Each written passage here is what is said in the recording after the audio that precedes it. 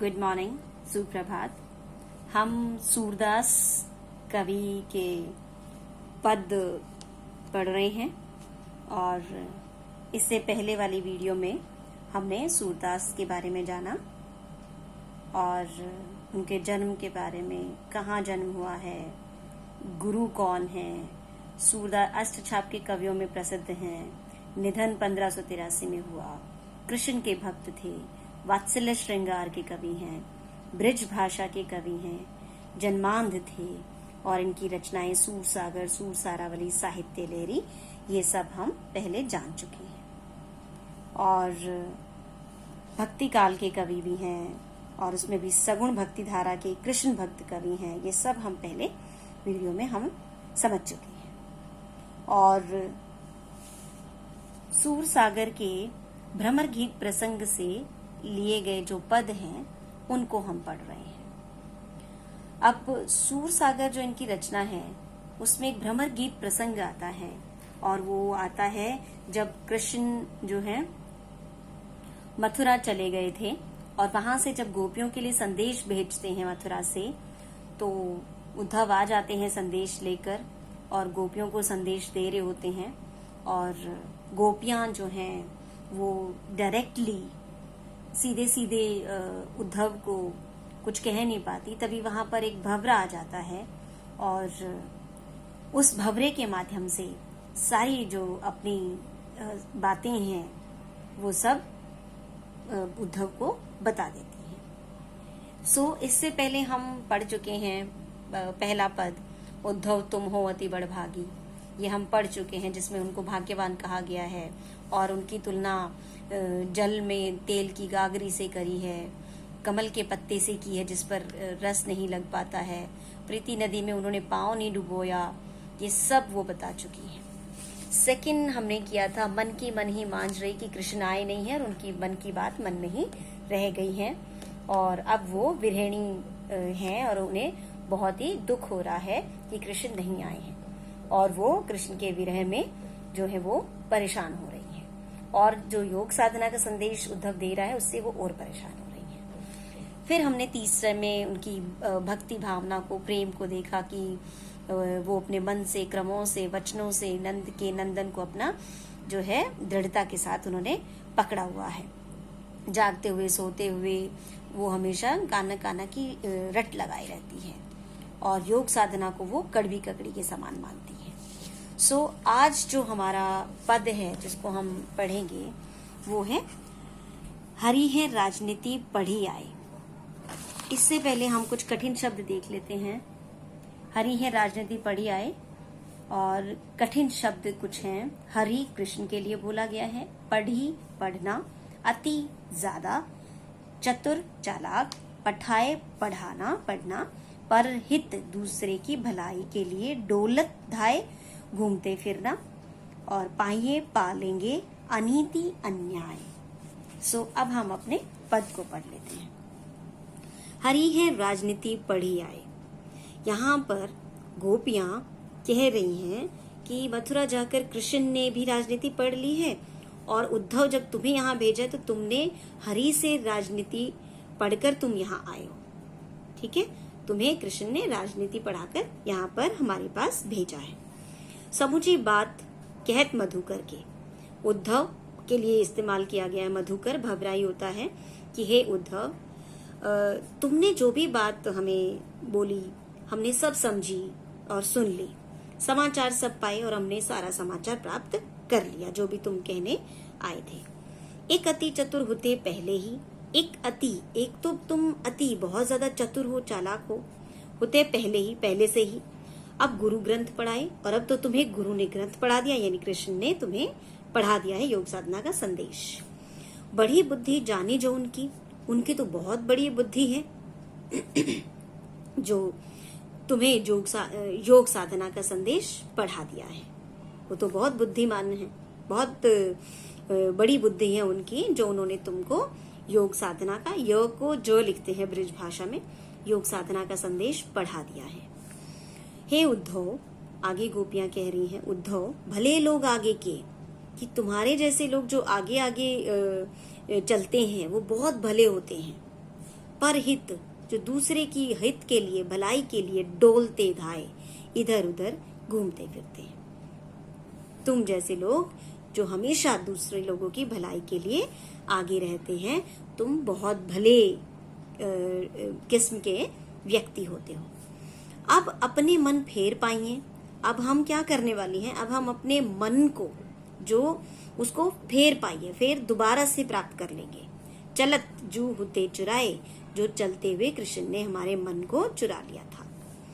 तय क्यों अनीति करे आपुन, तय वे क्यों अनीति अन्याय कर रहे हैं आपुन अपने आप।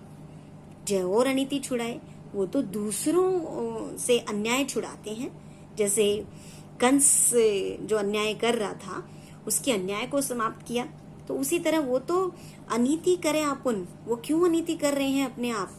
जय और अनीति छुड़ाए, वो तो दूसरों से अन्याय को छुड़ाते हैं। राजधर्म तो यह सूर, सारी गोपियां कहने लगी कि राजधर्म, राजा का जो धर्म है वो तो ये है। सूरदास जी कह रहे हैं, गोपियों के विचार सूरदास जी प्रेजेंट कर रहे हैं कि राजधर्म तो वह होता है जो प्रजा न जाही सताए, जिससे प्रजा सताई नहीं जाती। ये एक राजा का धर्म है कि वो अपनी प्रजा को कभी नहीं सताता। हमारा ये आज का पद है। आशा करती हूँ आपको समझ में आ जाएगा बहुत अच्छे से। और अब कुछ इसके क्वेश्चंस पे बात कर लेते हैं। जैसे गोपियों द्वारा उद्धव को भाग्यवान कहने में क्या व्यंग्य है, तो आप ये कह सकते हैं कि गोपियों ने उद्धव को भाग्यवान क्यों कहा है, क्योंकि उद्धव जो है वो हमेशा कृष्ण के पास रहते हैं, और अब तक अगर उन्हें कृष्ण के प्रति मोह या उनके आकर्षण ने, उनकी सुंदरता ने, उनकी भक्ति ने, उनके प्रेम ने अगर उनको नहीं जकड़ा है, तो एक तरह से वो भाग्यवान है और अच्छा भी है। और कृष्ण से दूर जो गोपियां रह रही हैं, वो इसीलिए वो उनकी पीड़ा को समझ नहीं रहे हैं, क्योंकि उन्होंने कभी भी उस प्रेम से लगाव नहीं किया या उस कृष्ण के प्रेम में जो है या भक्ति में अपने आप को नहीं डुबोया। वो उनको कह रही हैं कि वो भाग्यवान है। ठीक है। नेक्स्ट सवाल है, उद्धव के व्यवहार की तुलना किस किस से करी गई है। ये तो हम पहले पद में देख ही चुके हैं कि उद्धव के व्यवहार की तुलना सबसे पहले उस भंवरे से करी गई है, और जिस तरह से भंवरा काला होता है उसी तरह से बोला है कि भाई आप भी आपका जो स्वभाव है वो भी उस काले भंवरे की तरह है।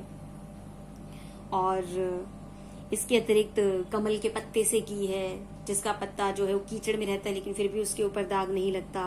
और तेल की गागरी से की है कि एक गागरी पे, एक मटकी पे तेल लगा दो और उसको पानी में छोड़ दो, और जिस तरह उस पे पानी नहीं की एक बूंद भी नहीं लगती, वैसे ही तुम्हारे ऊपर भी जो है तुम भी वैसे ही कृष्ण के प्रेम से अछूते हो। तो ये उसके व्यवहार की तुलना, उद्धव के व्यवहार की तुलना की गई है।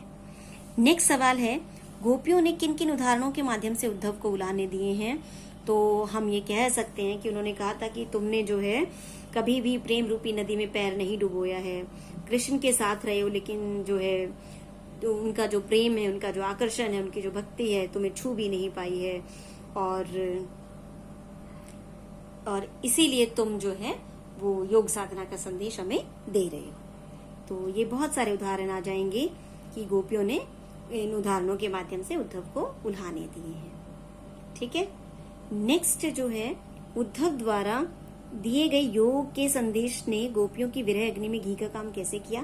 तो हम ये कह सकते हैं कि उद्धव द्वारा जो संदेश दिया गया योग साधना का, उसमें घी का काम किया, क्योंकि वो तो ये आस लगाई बैठी थी, उन्हें ये आशा थी कि जो कृष्ण है वो जरूर आएंगे, लेकिन कृष्ण आए नहीं हैं। तो और ऊपर से उद्धव के माध्यम से संदेश भेज दिया योग साधना का, तो उनका जो विरह था, उनका जो अलगाव का जो उनकी जो विरह था, उनके अलगाव होने का जो दर्द था, दुख था, वो जो है और ज्यादा बढ़ गया इस योग साधना के संदेश को सुनकर। मर्यादा न रही के माध्यम से कौन सी मर्यादा ना रहने की बात करी है, तो वो सामाजिक प्रतिष्ठा ना रहने की बात करी है, क्योंकि गोपियां जो मन से, क्रम से, वचनों से, हर तरह से कृष्ण के साथ बंधी हुई हैं, उनकी भक्ति के साथ बंधी हुई हैं, और उन्होंने किसी भी तरह के सामाजिक बंधन को भी नहीं माना है कृष्ण के प्रेम में, तो वो सामाजिक मर्यादा या प्रतिष्ठा ना रहने की बात करती है। कृष्ण, नेक्स्ट सवाल है, कृष्ण के प्रति अपने अनन्य प्रेम को गोपियों ने किस प्रकार अभिव्यक्त किया है? तो ये हम कह सकते हैं कि जिस तरह से वो कहती थी ना हमारे एक पद में कि सोवत जागत कान्हे कान्हे जकरी, है ना, कि सोते हुए, जागते हुए, सपने में, दिन में, रात में, हर टाइम वो जिस तरह से कृष्ण नाम को रखती हैं या उनके प्रेम में या उनकी भक्ति में लीन रहती हैं। और दूसरा उन्होंने कहा था कि हमारे हरी हारिल की लकड़ी, कि उन्होंने कृष्ण को दृढ़ता के साथ, उनकी भक्ति को दृढ़ता के साथ पकड़ा हुआ है, तो ये उसमें आ जाएगा। कृष्ण के प्रति अनन्य प्रेम को उन्होंने इस तरह से अभिव्यक्त किया है। गोपियों ने उद्धव से योग की शिक्षा कैसे लोगों को देने की बात कही है, ये तो हमारा प्रश्न नंबर 7 है, जिसमें कहा पहले ही हमारे एक पद में आ चुका है कि गोपियों ने उद्धव से योग की शिक्षा उन लोगों को देने के लिए बोला है जिनके मन चंचल हैं, चक्कर की तरह इधर उधर घूमते रहते हैं, और जिनकी भक्ति या प्रेम इधर उधर जो है भटकता रहता है कि आज इस ईश्वर में भक्ति नहीं है, या इधर इस ईश्वर से प्रेम नहीं है तो दूसरे से कर लेते हैं, तीसरे से कर लेते हैं। तो वो कहते हैं कि जो है ऐसे लोगों को जाकर योग साधना का संदेश दे दो, और क्योंकि हमारा तो जो प्रेम है वो एक निष्ठ है, वो केवल कृष्ण के लिए है, तो ये योग साधना का संदेश हमारे काम नहीं आएगा। नेक्स्ट सवाल, प्रस्तुत पदों के आधार पर गोपियों का योग साधना के प्रति दृष्टिकोण स्पष्ट करें। तो स्पष्ट ही है, अब तक गोपियां योग साधना को इम्पोर्टेंस देती ही नहीं है, कड़वी ककड़ी की तरह मानती हैं, और जिस तरह से कड़वी ककड़ी को खा नहीं सकते वैसे ही जो है योग साधना को वो कृष्ण की भक्ति को छोड़कर अपना नहीं सकती हैं। तो ये उनका योग साधना के प्रति दृष्टिकोण है। राजा का धर्म क्या होना चाहिए गोपियों के अनुसार, ये हम पहले अभी भी बात करी हमने लास्ट पद में, कि राजा का धर्म तो वो होता है जो अपनी प्रजा के साथ अन्याय नहीं करता है, तो ये हम लिख सकते हैं, और जो अपनी प्रजा को नीति के मार्ग पे चलाता है, न्याय के मार्ग पे चलाता है, तो एक राजा का धर्म तो यही होता है। नेक्स्ट, गोपियों को कृष्ण में ऐसे कौन से परिवर्तन दिखाई दिए जिनके कारण वे अपना मन वापस लेने की बात कहती हैं? ये हमने अभी भी पढ़ा कि गोपियों को कृष्ण में एक तो ये था कि उन्होंने राजनीति पढ़ ली है, फिर राजनीति पढ़ ली है तो वो अपना निर्गुण साधना का संदेश गोपियों के लिए भेज देते हैं, और उसके अलावा वो अनीति कर रहे हैं गोपियों के अनुसार, वो कहती हैं कि वो अनीति कर रहे हैं, तो अब हम उनसे अपने मनों को वापस पा लेना चाहती हैं, हम जो है अपने मन को वापस पा लेंगे जो उन्होंने चलते हुए चुरा लिए थे। नेक्स्ट, गोपियों ने अपने वाक चातुर्य के आधार पर ज्ञानी उद्धव को परास्त कर दिया। उनके वाक चातुर्य, वाक मीन्स बोलना, चातुर्य मीन्स चतुरता, मतलब बोलने की चतुरता की विशेषताएं लिखी है। ये तो हमने पहले ही देख लिया है कि गोपियां जो है बोलने में बहुत चतुर हैं, बहुत चालाक है, बहुत समझदार हैं, और जो है अपनी वाक चातुरता के आधार पर या अपनी वाक कुशलता के आधार पर उन्होंने उद्धव को परास्त भी कर दिया था अपने विचारों से, है ना। तो उनकी विशेषताएं हैं कि कृष्ण में प्रेम या कृष्ण के प्रति प्रेम, फिर बहुत सारे जो लौकिक, जो बहुत सारे संसार में उदाहरण हैं, उन उदाहरणों का ज्ञान, जैसे कड़वी ककड़ी, कमल का पत्ता जो पानी में डूबा रहता है उस पे दाग नहीं आता, ये सारे जो उदाहरण है ये लौकिक उदाहरण है, लौकिक दृष्टांत है, ये उनका ज्ञान है गोपियों को। और बोलने में तो गोपियां चतुर हैं ही, और वाक चातुर्य में उनका व्यंग्यात्मकता भी है, जब वो बोल रही हैं वाक में या बोलने में व्यंग्यात्मकता है, और उपालंभ प्रधानता, उपालंभ मीन्स उल्हाना देना, तो ये भी इसमें आ जाएगा। नेक्स्ट है, संकलित पदों को ध्यान में रखते हुए सूर के भ्रमर गीत की कुछ विशेषताएं बताइए, है ना। तो सबसे पहले हम कहेंगे इनकी विशेषताएं, भ्रमर गीतों की बहुत सारी विशेषताएं हैं। सबसे पहले ये क्या नाम है, सूरदास द्वारा रचित पद हैं। दूसरा, ये ब्रिज भाषा में लिखे गए हैं। तीसरा, जो है कवि ने श्रृंगार रस का प्रयोग किया है, जिसमें वियोग श्रृंगार इसमें आता है।